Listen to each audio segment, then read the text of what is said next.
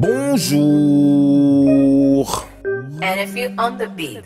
Bienvenue, installez-vous, on a des nouvelles pour vous. Il y a de bonnes, il y a de mauvaises, mais il y a des nouvelles pour vous. Bienvenue, installez-vous, on a des nouvelles pour vous. De bonnes ou de mauvaises nouvelles pour vous. Derrière son écran de fumée, le tabac tue 5 millions de personnes par an et ça continue. En Afrique, on fume beaucoup et de plus en plus tôt. Les cigarettiers ont trouvé leur nouvel Eldorado. 2014, le Parlement vote ce projet de loi interdisant de fumer formellement dans certains endroits, comme les écoles, les lieux publics, les bureaux, les hôpitaux. 2017, application de ces décrets, c'est pas trop tôt. Faut choquer pour sauver ces candidats au cancer et sanctionner ces trafiquants de la mort à petit prix. Désormais, les nouveaux paquets de cigarettes sont recouverts de photos de ces organes que le tabac a détruits. La nicotine, le mercure, l'ammoniac et l'arsenic contenus dans ces petites cartouches mortellement toxiques attaquent les reins, les poumons, le cœur, la gorge et le foie, causant des dommages considérables et durables à la fois. Dans les endroits chics aussi, on fume aussi, on frime aussi, mais on préfère la chicha, oui parce que ça fait sexy. Est-ce que les chicheurs sont conscients des dangers qui les guettent? Une chicha équivaut à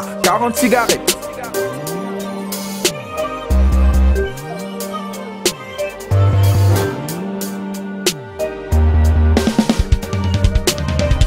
Car récemment, très peu de personnes avaient entendu parler de la Birmanie et du génocide des musulmans. Les Rohingyas, persécutés, exécutés, exterminés. Les mots me manquent pour décrire l'horreur de ce massacre.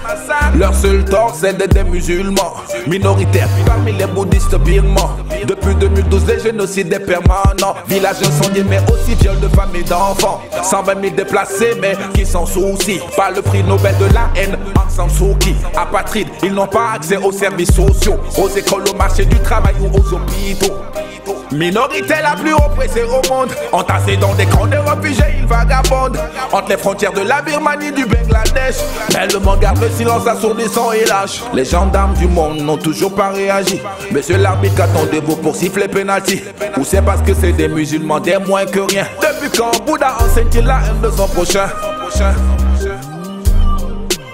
Décidément ce pays marche sur la tête. Pour n'importe quoi la digue débarque chez toi et t'arrête. Mais la vie est pleine de risques quand on est polémiste. En effet. N'est-ce pas?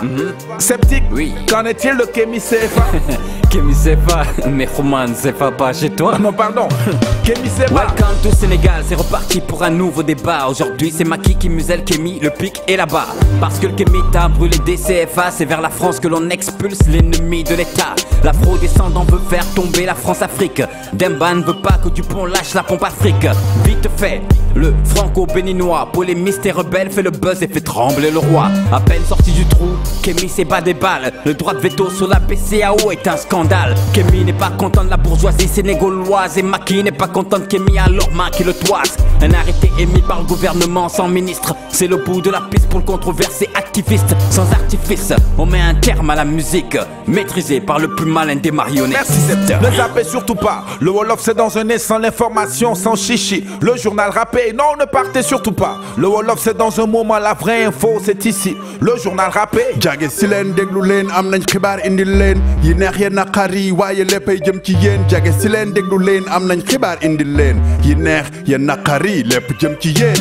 Doomu aadama mystère la bu ñu jaaxal, loo ko xamal ci mbaax ak mbon li la umpa ko raw. Mbindeef bi gën yeewu gën fi naakal dàq defar yees yàq, mala la bu ñu jàngal jëmmi jamono ju ne am lu koy firndeel. Xew-xew yu jéggi dayoo ñoo la koy confirmeel. Hitler, Yahud, Staline, Gulaki, Pol Pot, Hutu, Tutsi, Israël ak Palestine. Fim ne nii ba yëpp ne bu xeet ci Birmanie amatuñ ci sikki sàkka benn yoon. Léegi bir na nii génocide dang fay daw, cible Rohingya yi ay ati at boobu ba léegi soog a fës ci média yi. Buddhist yi ëpp ànd ak soldat si ërtal di rey ndax Rohingya yi jullit lañ.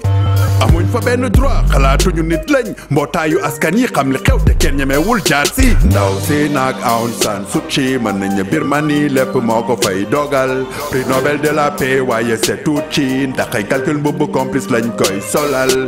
Rohingya yi toll ci million, ñaa fa des di dund fitna ñeneen ñi daw. Bangladesh léegi jullit jeex fa tàkk daan ne mes. Junne yam fi taaloon ñu jàpp ko ci xeex bi ngir ñu génn ci franc CFA. Ñaar ñetti fan coow jugé wàcc ko, nguuru Sénégal dàq Kémy Séba.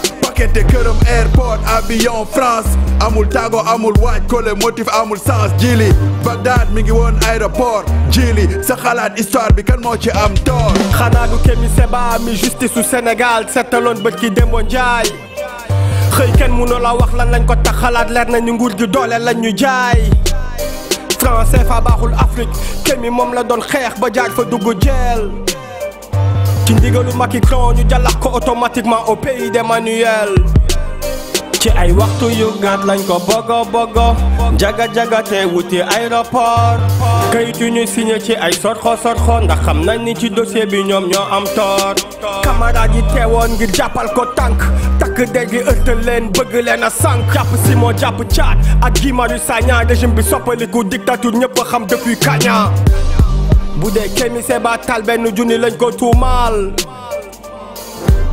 ñaata ci ay junni la suñu njiit yi taal ci suñu alal jërëjëf jili ci xeexum toog gouvernement yokk vitesse bi mais est-ce que gis ngeen paquet cigarette yu bees yi toog dalay rey déggu yéex te metti toog dalay yomloo jaasir bind ko ci wet gi boole ko photo toxkat tëdd ci lalu hôpital ay tuyau ci bakkan gayn waay photo bu ñàng ci saasi dalay wàññi des sa bopp bi daal alla bondi cigarette tox mooy pel bi gas sa kamb paquetu cigarette gën a yomb bu teelu meew nguur gi at mu jot am ci 32 milliards yu teew nasaraan ya koy defar yeewu nañ aar seen bopp Europe Amérique paquet bi 2500 gën gaa néew mais gouvernement bi day sóob ay saale la su ko wér gi yaram nit ñi soqaloon vrai li muy jëkk a def njaayum détail bi lay tere journal rappel la woon xibaar yu wóor te leer monsieur Xuman monsieur Keyti xibaar yu wóor te clair dox daje ci ay bés xibaar yu wóor te leer fi léegi booba ñi ngi taataani xibaar yu wóor te clair ñoo ngi ñëw di get down ñoo ngi ñëw di get down xibaar yu leer ñoo ngi ñëw di get down ñoo ngi ñëw di get down xibaar yu clair. And if you on the beat.